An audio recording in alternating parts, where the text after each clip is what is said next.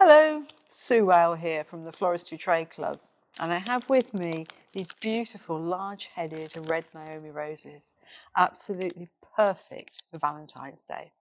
But of course, they need to be conditioned. So here are some hints and tips on conditioning your red roses. I'm removing them from their wrapper.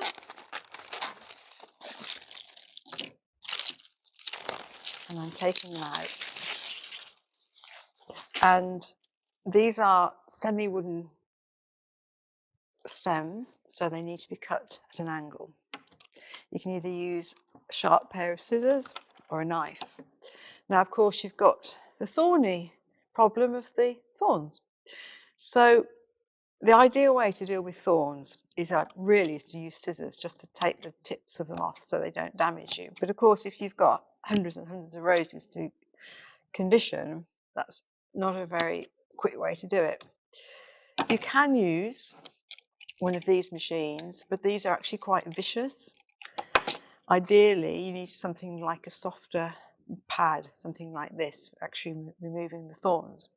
And you do this just by cupping it round and just by running it down the stem. The reason you use this as opposed to this is that this will not take off this green bark of the rose, because the more you damage this stem, the more you let in bacteria and you shorten the life of your rose.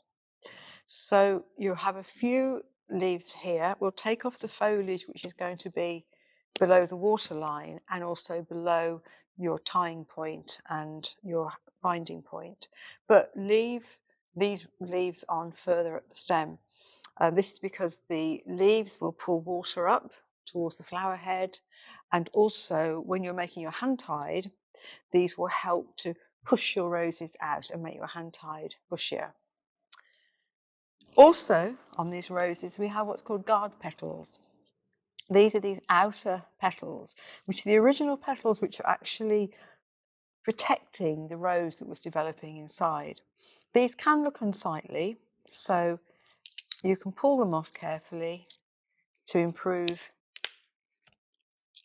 the appearance of your rose. Don't go too mad, just enough just to tidy it up. And if you have a damaged petal, such as this one, just very gently pull it out from the base, leaving a beautiful red rose.